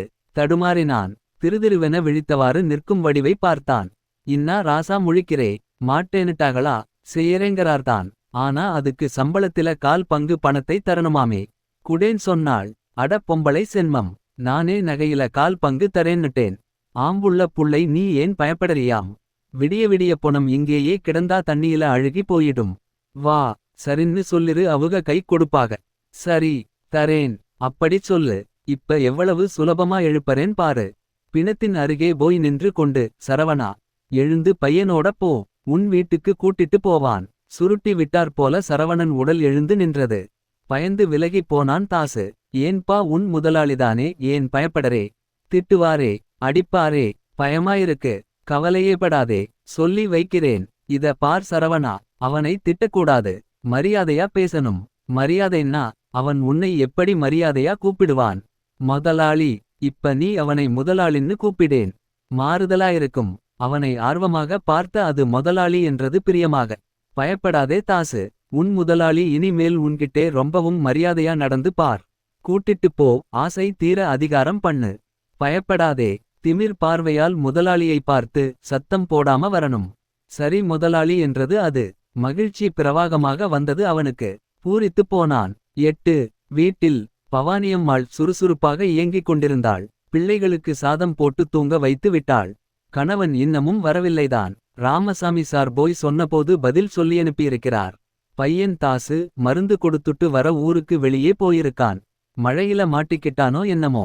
குடையோட கூட்டிக் கொண்டு வருகிறதாக சொல்லி அப்பவே தகவல் வந்து விட்டதினால் கவலையை மறந்து இருந்தாள். தீபாவளி குளியலுக்காக துவக்கி பளிச்சென்று வைத்திருந்த பாய்லரை போட்டாள். தீ கனன்று எரிய விட்டாள். பசித்தது. கடிகாரத்தை பார்த்தாள் 12:30.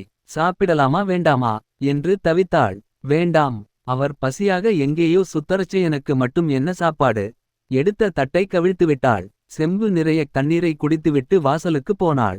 கதவை திறந்து சாலையை கண்கொள்ளும் மட்டும் ஆராய்ந்த பின் கதவை சாத்தி போட்டுவிட்டு பிள்ளைகள் பக்கத்தில் வந்து படுத்து கொண்டு விட்டாள்.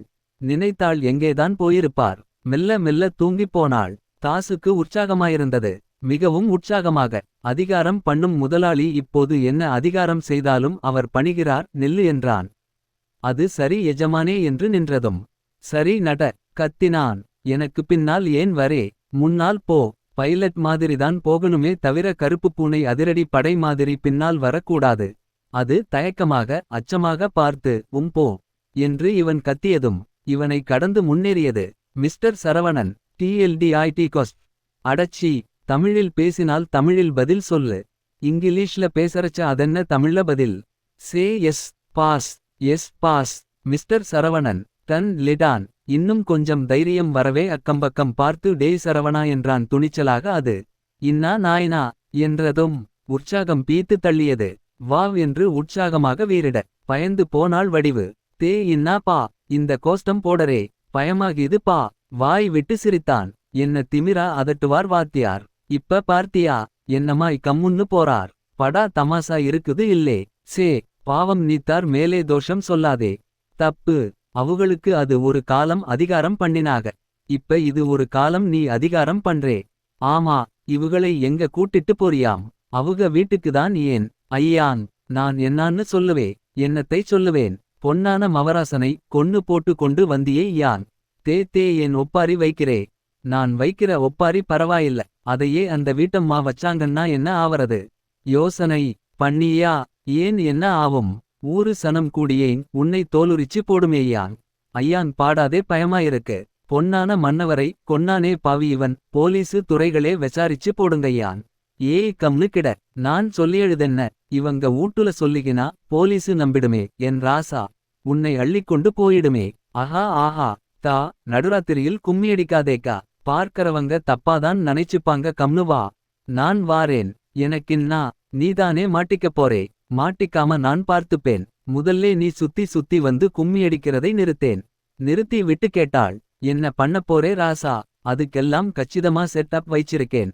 என்னா சொல்லேன் கேட்பம். பெரியவரு என்ன சொன்னா? வீட்டு வாசலை மிதிச்சா உடனே மறுபடி பிணமா போயிடுவாகன்னு தானே சொன்னாகளா என்ன? நீ கவனிக்கலையா? இல்லியே. விட்டா போரும். நின்னுகிட்டே கூட தூங்குவியாக்கா நீ? சொன்னாக. என்னா பேசுறே ராசாமவனே? ராத்திரியில தூங்கி எனக்குதான் பழக்கமே இல்லையே. ஏன்? தொழில் நடக்கற நேரமாச்சுதே. தூங்கிட்டா பொழப்பு என்ன ஆவுறது? என்ன தொழிலு? என்ன பொழப்பு? 2 வருஷம் போவட்டும். இப்போதைக்கு நீ சின்ன புள்ளே. சொல்லவும் கூடாது. உனக்கு புரியவும் புரியாது. சரி சொல்லு. பெரியவரு சொன்னாரு. முதல்ல அதை நம்பு. நம்பறேன். அப்புறம் வாசல் வழியா கூட்டிட்டு போவாம வேலியோரமா பின்கட்டுக்கு கூட்டிட்டு போய் கிணத்துல தள்ளிடுவோம். ஐயான். அப்புறம் சந்தடியில்லாம திரும்பி ஓடி வந்துடலாம். மறுநாள் யாராச்சும் கண்டுபிடிச்சு எடுப்பாங்க. அவ்வளவு தானே. அப்புறம் பேப்பர்ல செய்தி வரும். இளம் மருந்து கடை முதலாளி கிணற்றில் விழுந்து சாவுன்னு. குளிக்கும் போது கால் சறுக்கி கிணற்றில் விழுந்து செத்தார் என்று கூறப்படுகிறதுன்னு செய்தி வரும். ஊரும் நம்பிடும். அவ்வளவு தானா? அவ்வளவேதான். சி. ஆளை தீர்த்து கட்டறது இவ்ளோ சுழுவான சமாச்சாரமா? இது தெரியாம எங்க ஆத்தாளை தீர்க்க என்னமா பாடுபட்டேன். இதென்ன புதுக்கதை? ஆமாங் கண்ணு. கேவி பொல்லாத கேவி. விடிஞ்சா போதும். இருக்கிற காசையெல்லாம் புடுங்கிட்டு போயிடும். கேட்டா உனக்கெது குடி காசுன்னு கத்தும். அட வளவி வாங்கணும் 5 ரூவா குடுன்னாலும் குடுக்காதுங்கறேன். என்ன பண்ணினே? ரொம்ப சுழுவு. லாரிக்கார் ஒருத்தர் என் கிராக்கி. சமயம் பார்த்து ஐயுறேன். ஐவாதே நான் கவனிச்சுக்கிறேன்னாக. 4 மாசம் ஊர்ல யாரை பார்த்தாலும் எங்க ஆத்தாவுக்கு பைத்தியம் போல இருக்கு. எப்ப பார் ரயிலு கீழே தலையை விடறேன். வண்டி முன்னால விழப்போறேங்குது. பயமாயிருக்குன்னு கதை விட்டு அந்த தெருவையே நம்ப வச்சேன். அதெப்படி? யாருமே அவுக கிட்ட விசாரிக்கலையா? அது எல்லாருக்கும் தெரியும். எங்க ஆத்தா எப்பவுமே பேசற பேச்சே அதான். அடிப்போடி உன்னை நம்பி இல்லேடி நகைங்க இருக்கு. நான் வெளியே போனா பொழச்சுப்பேன். இல்லேன்னா இருக்கவே இருக்கு. ரயிலுல தலையை குடுத்துடுவேன். ஓடற பஸ்ஸு முன்னால விழுவேன். உன் முஞ்சிலேயே முழிக்கமாட்டேன் போடின்னு கத்திட்டு போயி 3வது நாளே இன்னாடி மவளே. இன்னா வருமானம். வந்து நிற்கும் அப்புறம். அப்புறமென்ன. கஸ்டமர் நல்ல நாளா பார்த்து ரோட்டோட வந்த எங்கம்மாவை இடிச்சு தள்ளிட்டாக. பூடுச்சு. அப்புறம்தான் நகைங்களை எங்க வைச்சிருக்குன்னு கேட்காம விட்டது தெரிஞ்சது. அவசரம் எனக்கு எதிலேயும் அவசரம். அவசரம் மட்டுமா. அலட்சியமும் உனக்கு ஜாஸ்திதான். ஏன் அப்படிச் சொல்றே. உங்க ஆத்தா பேரு ராமக்காதானே. ஆமாம். புட்டிக்குள்ளார இருந்த பெசாசு ராமக்கான்னு தானே சொல்லிச்சுது. கேட்டிருக்கலாமில்லே. எங்க ஆத்தாளா அது. சே. இருக்காது எங்காத்தாவாயிருந்தா என்னை பார்த்ததுமே இன்னாடி மவளே. இன்னா வருமானமனு கேட்குமே. இது எந்த ராமக்காவோ நிச்சயமா எங்கம்மா இல்லே. ஊர் எல்லையை தொடு முன்பே மணி 2 விட்டது. இது வரையிலிருந்த இருட்டு அச்சமின்றி அவர்களை நடக்கவிட்டது உண்மை. ஊருக்குள்ளே போய் விட்டால் வெளிச்சமிருக்கும். அதில் எப்படி இவரை நடத்தி கொண்டு போவது. யாரும் தெரிந்தவர்கள் பார்த்துவிட்டால். அவர்கள் எதிரிலேயே முதலாளி என்று இந்த முதலாளி என்னை கூப்பிட்டு விட்டால். பயன்தான். 2 மணி இரவானதினால் நடமாட்டம் குறைவாக இருக்கும் என்கிற நம்பிக்கை இருந்தாலும் அவசரப்பட்டான். எஜமானே என்றவன் அந்த சரவணனிடம் எந்த மாறுதலுமில்லாமல் போகவே அதட்டலாக கூப்பிட்டான். மிஸ்டர் சரவணன். Yes boss. என்னை இவ்வளவு மெதுவாக நடக்கிறாய். ஊர் விழிச்சிட்டா வம்பு வந்து சேரும். நட சீக்கிரம். என்னோடு உங்களால் நடக்க முடியாது எஜமானே. ஏன். என் வேகம் அப்படி. கண்மூடி திறங்கள் எஜமானே. மூடினால். என் வேகம் புரியும் எஜமானே. சரி என்றவன் கண்ணை மூடித் திறந்து பார்த்தபோது அந்த சரவணன் ஊர் எல்லை தெருவுக்கே போய் விட்டிருந்தான். இரு. அதெப்படி அவ்வளவு சீக்கிரம் இவ்வளவு தூரம் ஓடிவந்து நிற்கிறாய். எப்படி. காற்றில் மிதக்க முடியும் எஜமானே. மறுபடியும் நீங்கள் கண்மூடி திறக்கு முன்னால் என் வீட்டு வாசலுக்கே போய் விடுகிறேன் பார்க்கிறீர்களா எசமானே. வீட்டு வாசல். வேண்டாம் பதறினான். உன் வீட்டு வாசலை நீ தாண்டக்கூடாது. அதனால் எனக்கு பிரச்சினை வந்து சேரும். பேசாமல் நான் நடக்கக்கூடிய அளவு வேகத்தில் நடந்து போ. அது போதும். தெருவில் திரும்பி நடந்தபோது.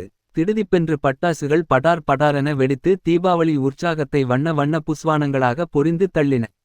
வெலவெலத்து போனான் தாஸ். முன்னால் நடந்து போகும் சரவணனை கூப்பிட நினைத்து தடுத்து நிறுத்தும் முன். குளிக்கத் தயாராக எண்ணெய் தேய்த்து கொண்டு வாசலில் நின்று கொண்டிருந்தவர்கள். என்னா தம்பி. தீபாவளி ஜாலியா. ராத்திரியில ஊரை சுத்தரே. நேரத்தோட வீடு போய் சேரேன். சரவணனிடம்தான் பேசுகிறார்கள் என்று நினைத்து வெலவெலத்து போனவன். உங்கக்காவும் தம்பியும் இதோட 4 தடவை வந்து உங்க எஜமானோட மருந்து கடையில வந்து உன்னை தேடிட்டு போயிட்டாக. எங்கே ஊரை சுத்தரே நீ. என்றதும் தான். அவர்கள் பேசுவது தன்னிடம்தான் என்பது புரிய வந்தது. ஆமாம் எங்கே உன் எசமானன். அவங்க வீட்லிருந்தும் ஆளு வந்து தேடிட்டு போவுது. வியந்து போனான். அதென்ன பக்கத்தில் நிற்கும் எஜமான் அவர்கள் கண்களில் படவில்லையா என்ன.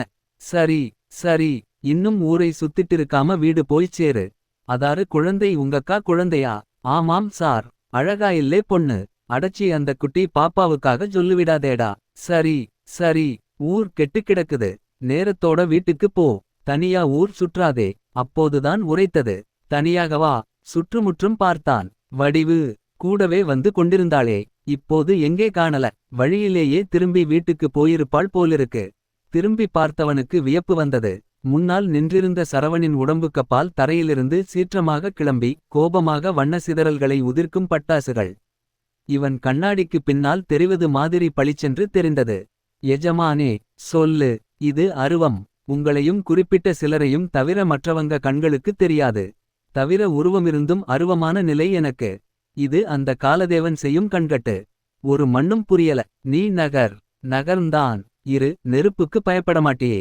இல்லை என் முதலாளியே. தண்ணீர் பட்டால் தான் என் இந்த உடம்பில் கணமும் உருவமும் வரும். அதுவரை நான் வெறும் நிழல் மாதிரிதானிருப்பேன். இதுவும் புரியல. நட சீக்கிரம். சரி. முதலாளியே.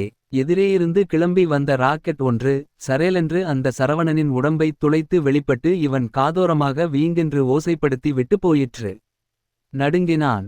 9. பவானியம்மாவுக்கு விழிப்பு வந்தபோது வாசல் கதவு தட்டப்பட்டு கொண்டிருந்தது. அவசரமாக எழுந்து முந்தானையை சரிப்படுத்தி கொண்டு போய் கதவை திறந்தபோது முறைத்தான். திறக்கல்ல. பூட்டரேன்.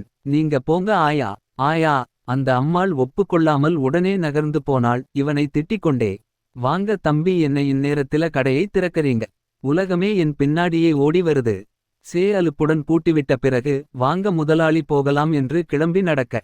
கைகட்டிய நிலையில் அந்த சரவணனும் பின்னால் நடந்தான். கங்கா ஸ்நானமாச்சோ. வாசலிலிருந்து கேட்ட குரலுக்கு பவானியம்மா வியந்தாள். யாரு. என்றாள் உரக்க. நான்தாம்மா ராமசாமி. குரலை அடையாளம் தெரியல. இல்லே.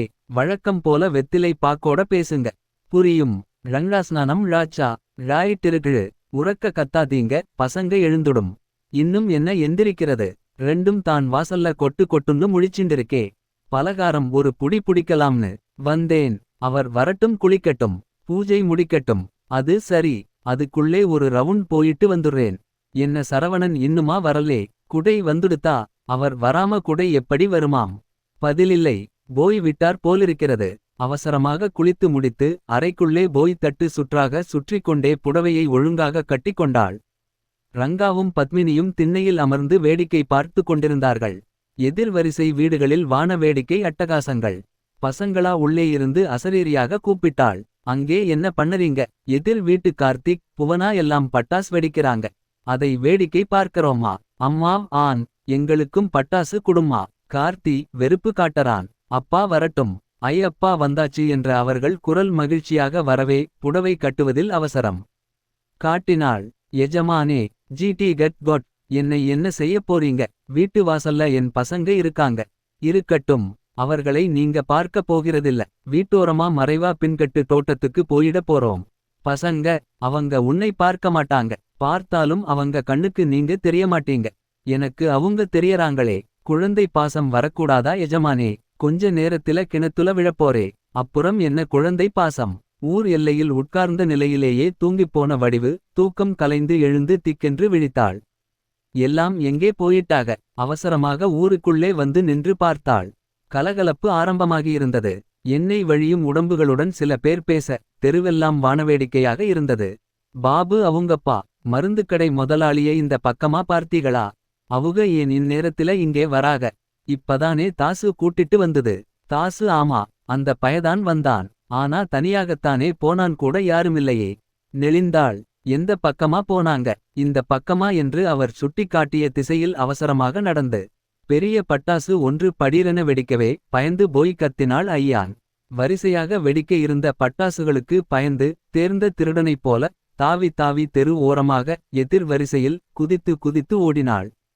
இப்படியா விட்டுட்டு போயிடறது. இரு பேசறேன். தாசு. பேசுறேன்னேன் கருவிக்கொண்டே ஓடி காலுக்கு மிக அருகாமையில் வெடித்த பட்டாசுக்கு அலறினாள். தே.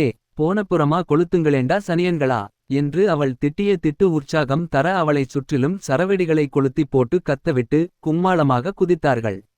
சுவரோரமாக நடந்து பின்கட்டை நோக்கி போகும்போது உள்ளே பவானியம்மாளின் பேச்சுக் குரல் கேட்டது. எங்கேடாரங்கா. உங்கப்பா வரார்னு சொன்னியே. இன்னுமா வந்து சேரல. தெரியலம்மா. அம்மா. பட்டாசு குடும்மா. பலகாரம் குடும்மா. இருங்க. அப்பா வரட்டும். அப்பா எதுக்கு. நீ எங்களுக்கு குடும்மா. கார்த்திக்கெல்லாம் பட்டாசை கொளுத்திட்டிருக்காங்க. குடும்மா. தப்பார் ரங்கா. இந்த வருஷம் தீபாவளி விசேஷம் இருக்கு. விருந்தாளி வரப்போறான். அவன் வராம பலகாரமும் கிடையாது. பட்டாசும் கிடையாது. WILDLDIT. உங்க அண்ணன் வரான். அண்ணனா. யாருமா அது. தாசு அப்பா கடையில இல்லே அண்ணன். இப்ப வருவாங்களாம்மா. நான் அவரோட விளையாடுவேனே. நான் உப்பு மூத்தை தூக்கச் சொல்லுவேனே. தாஸ் நின்று விட்டான். அண்ணனுக்கு அப்பா புது துணியெல்லாம் வாங்கி வந்திருக்கார். அதை கொடுத்துட்டு எல்லாருமா உட்கார்ந்து பலகாரம் சாப்பிட்டு அப்புறம் அந்த அண்ணன் தான் பட்டாசெல்லாம் சுட்டு காமிப்பான். நாங்க. கையை சுட்டுக்குவீங்க. பெரிய பட்டாசெல்லாம் அண்ணன் வெடிக்க வேடிக்கை பாருங்க. புஸ்வானமெல்லாம் நீங்க கொளுத்தலாம். சரியா. அண்ணன் நிஜமா வருமாம்மா. ஆமாம்டா கண்ணா. அவனை கூட்டிட்டு வரத்தான் அப்பா போயிருக்காங்கன்னு நினைக்கிறேன். போன 2 வருஷமா வியாபாரம் இல்லாததினால் தீபாவளிக்கு அவனுக்கு புதுசு எதுவும் வாங்கி தர முடியலேன்னு ரொம்பவும் வருத்தப்பட்டார். இந்த வருஷம் அவனால நல்ல வருமானம். அதுக்குதான் புது துணிங்க பட்டாசு எல்லாம் வாங்கி வைச்சிருக்கார். ஒட்டு கேட்டு கொண்டிருந்த தாஸ் துவண்டு போனான். எனக்காக இவ்வளவு ஆசையா புது துணி வாங்கி. முன்னால் நின்ற முதலாளியை கண்ணீருடன் பார்த்தான். இவரையா சாகணும்னு ஆசைப்பட்டேன். இவர் சாகணும்னா நான் பணம் கொடுத்தேன். தவித்தான். தப்பு பண்ணிட்டேன். நான் தப்பு பண்ணிட்டேன். மனசை புரிஞ்சுக்காம அவசரப்பட்டுட்டேனே. முதலாளி. திரும்பி பார்த்த அந்த சரவணன் கூப்பிட்டீங்களா முதலாளி என்று கைகட்டி கேட்கவே துடித்து போனான். வேண்டாம். என்னை முதலாளின்னு சொல்லாதீங்க. வழக்கம் போல முண்டம்னே கூப்பிடுங்க. நான் உங்களை தப்பா நினைச்சிட்டேன். என்னை மன்னிச்சிடுங்க முதலாளி. எங்க குருநாதர் உங்களை முதலாளின்னு மரியாதையா கூப்பிடணும்னு சொல்லியிருக்கார் இல்லையா. நான் அப்படித்தான் கூப்பிட்டாகணும். இல்லேன்னா அவுகளுக்கு கோபம் வரும். சொல்லுங்க முதலாளி. எதை. நான் எப்ப கிணத்தில விழணும். வேணாம். நீங்க சாகக்கூடாது. உங்களை சாகவிடமாட்டேன். நான் சாகிறதா. நான் இன்னும் சாகல்லையா முதலாளி. நெஞ்சை வாள் கொண்டு அறுப்பது போல. இருந்தது. துடித்துப் போனான். மன்னிச்சிடுங்க முதலாளி. நீங்க இங்கேயே இருங்க. நான் போய் அந்த பெரியவர் ருத்திரன் சாமியை கூட்டிட்டு வந்துடுறேன். அவர்கிட்ட கால்ல கையில விழுந்தாவது உங்களுக்கு மறுபடியும் பழையபடி உயிர் வரும்படியா செய்யறேன். இங்கேயே இருங்க முதலாளி என்று இவன் சொல்லும் போது அவர் புரியாமல் விழிக்கும் போது தான் இவன் பேச்சு சத்தம் கேட்டு வாசல் வழியாக சுற்றி பின்கட்டுக்கு ஓடி வந்த குழந்தைகள் ஹை அப்பா அண்ணன் என்று பூரித்துப் போனார்கள். குழந்தைகளைக் கண்ட சரவணன் பயந்து ஓட ஆரம்பிக்க அப்பா அப்பாவென அவை துரத்தி ஓடத் துவங்க செயலற்றுப் போனான் தாசு. பிள்ளைகளை பிடித்து நிறுத்தி அவரை துரத்தாதீங்க, பாவமில்லே. அப்பா ஏன் பேச மாட்டேங்கிறார்? ஏன் அண்ணே, அவுகளுக்கு என்ன கோவம்? கோவமெல்லாம் ஒண்ணுமில்லே பிள்ளைகளா. அவரு கொஞ்சம் பயந்து போயிருக்கார். மந்திரிச்சா சரியா போயிடும். அம்மா கிட்டே சொல்லு என்ற ரங்கா இம்மா என்று கத்த முயல வாயை பொத்திவிட்டான். ஏய் கத்தாதே, அம்மாவை கூப்பிடாதே. அம்மா இல்லாம வேற யார் மந்திரம் போட பூசாரியை கூட்டிட்டு வருவாங்க? நான் இந்த அண்ணனே போய் கூட்டிட்டு வரேன். கத்தி கலாட்டா பண்ணிடாதீங்கப்பா. பட்டாசெல்லாம் வெடிச்சு காட்டறேன். சரி, அம்மா கிட்ட எதுவும் சொல்லாம வெளியே நின்னு வேடிக்கை பாருங்க. நான் போய் மந்திரவாதியை கூட்டிட்டு வரேன். எந்த மந்திரவாதி? ருத்திரன் சாமி என்று இவன் வாய்விட்டு சொல்லி முடிக்கவும் முதுகில் யாரோ தொட்டார்கள். திடுக்கிட்டு திரும்பி பார்த்த போது அங்கே ருத்திரன் சாமி நின்றிருந்தார். அப்பனே, எதுக்கு என்னை கூப்பிட்டே? வந்து சாமி வந்து என்று மிக திணறினான். அதில பாருங்க சாமி, கேட்கிறது இருக்கட்டும். நானே உன்னை தேடித்தான் வந்தேன். தம்பி, நீ ஒரு அரைகுறை செய்வன திருந்த செய்யமாட்டாயா? எது? சொல்றேன், அது அப்புறம். முதல்ல எதுக்கு என்னை கூப்பிட்டே அதை சொல்லு முதல்லே. சாமி, தப்பு பண்ணிட்டேன். அது வேண்டாம். என் முதலாளியை பழையபடி முழுசா ஆளாக்கி கொடுங்க சாமி. என்ன திடீர்னு பிரியம்? அப்படின்னா ஏன் அடிக்கடி அவர் சாகமாட்டாரா? கை கால் வலிச்ச துடிச்சு சாகட்டும்னு அடிக்கடி ஏன் சொல்லி ஆசைப்பட்டே? தப்பு தான். அவர் நல்ல மனசை புரிஞ்சுக்காம தப்பு பண்ணிட்டேன். எப்படியாவது அவரை மறுபடியும் உயிராக்கிக் கொடுங்க சாமி. உங்களை கையெடுத்து கும்பிடறேன். அப்படிங்கறியா? செய்யலாம், பிரச்சினையில்லே. ஆனா அதுக்கு இன்னொரு கால் பங்கு சம்பளம் தரணும். அதிர்ந்து போனான். ஏற்கனவே அரை பங்கு சம்பளம் வாங்கிட்டீங்க. இன்னும் என்ன ஆசை? அப்புறம் வீட்டுக்கு நான் என்ன தருகிறது? உனக்கே தெரியும் தம்பி, விலை வாங்காம நான் எந்த உதவியும் செய்யமாட்டேன்னு. முடியாது, தர முடியாது. வேணாம்னா விடு, நான் போறேன். வரேன் சரவணா. ஐயா இருங்க, அவரை பழையபடி மாத்திடுங்க ப்ளீஸ். பசங்க சொல்லி எங்க எஜமானி வந்துட்டா அவங்க முகத்தை என்னால பார்க்க முடியாது. எப்படியாவது அவரை பழையபடி மாத்திடுங்க. வரேன். சாமியாரையா கெஞ்சினான். எனக்கு உதவுங்க சாமி. நான் இனிமே அவரை அப்படியெல்லாம் திட்டமாட்டேன். நினைக்க மாட்டேன். விலையை பத்தி பேசு. ஏற்கனவே பேசின அரைப்பங்கு. இப்ப கால்பங்கு, மொத்தம் 3/4 பங்கு சம்பளம் எனக்கு கொடுத்துடறன்னா சொல்லு. இப்பவே அவனை நடமாட விடறேன். தயங்கினான். சீக்கிரமா சொல்லுப்பா, நான் பல ஜோலிகாரன். போகணும், அங்கே விருந்தாளிங்களை விட்டுட்டு வந்திருக்கேன். சரி, தரேன். 3/4 பங்கு தானே? தந்துர்றேன். என்ன சம்பளம்னு சொன்னே? மாசமானா 100 ரூபா. பச்சு, இந்த 75 ரூபாய்க்கா இந்த அல்லாட்டம்? சரி வரேன். சாமி, இவரை எழுப்பாமலே போறீங்களே. தானாக எழுந்துப்பான். எழுப்பிட்டேன், கவலையே படாதே என்றவர் திடீரென்று கத்தினார். பேச்சு திணறினார். முண்டமே, கொடுக்க வந்த மருந்தை கொடுக்காமலே வந்துட்டியா? எங்கே அது? பையில் மருந்து புட்டியிருப்பதை, அதன் கணத்தை அப்போதுதான் உணர்ந்தான். இருக்கு, கோட்டேன் பின்னே. பெரிதாக இருமினார். மூச்சு திணறல் அதிகமாயிருக்கு, கொடுடா சீக்கிரம். இருக்கு, ஆனா தரமாட்டேன்.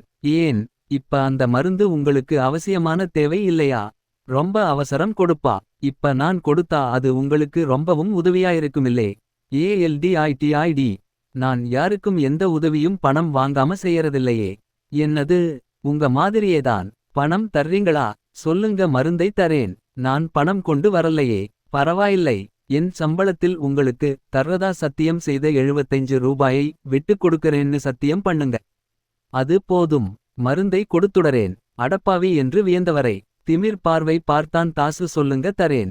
டேய் பொடியா, உன் எஜமான் என்கிட்ட தரச் சொன்ன மருந்து, அதை கொடுக்க நான் ஏன் பணம் தரணும்? அது உன் கடமையச்சே. கடமைதான், ஒத்துக்கறேன். முதலாளி உங்களுக்கு கொடுக்கச் சொன்னாரு, உண்மைதான், மறுக்கல்ல. ஆனா மருந்தை உங்க வீட்டில கொண்டு கொடுக்கச் சொல்லிதான் உத்தரவு. கொடுக்கத்தான் வந்தேன். ஏதோதோ பேசி என்னை துரத்திட்டீங்க. இப்பவும் நீங்க வீட்டுக்கு போங்க, அங்கே வந்து தரேன். என்னா தன்னோட வீட்டில வந்து கொடுக்கச் சொல்லி அவர் உத்தரவு போடல்ல பாருங்க. வீட்டுக்கு போய் காத்திருந்து நான் வந்து கொடுக்கிறதுக்குள்ளே மூச்சு திணறல் அதிகமாகி செத்தே போயிடுவீங்க போலிருக்கு. பாவமாதான் இருக்கு. ஆனாலும் வேற வழியில்லே. எனக்கு புரியல. இதிலே நீங்க நஷ்டப்பட என்ன இருக்கு. உங்க கைவிட்டு பணமா கொடுக்க சொல்றேன். இல்லையே என் பணம்தான் விட்டு கொடுக்க சொல்றேன். அதிலே என்ன தப்பு. ஏன் தயக்கம். சரி, விட்டு கொடுத்தேன். நீ எனக்கு 3/4 பங்கு பணத்தை தர வேண்டாம். இப்ப மருந்தை கொடு. கொடுத்தான். அவசரமாக கொஞ்சம் மருந்தை வாயில் ஊற்றிக்கொண்ட போது வீட்டுக்குள்ளே இருந்து வந்தான் சரவணன். ஏண்டா முண்டமே, மருந்தை கொடுத்துட்டு வர ராத்திரி முழுக்கவா காணாம போயிடுவே. உன்னை தேடி ஊர் பூரா அலைஞ்சதுதான் மிச்சம். ஊர் பூரா. கேள்வியாக ருத்திரன் சாமியை பார்த்தான்.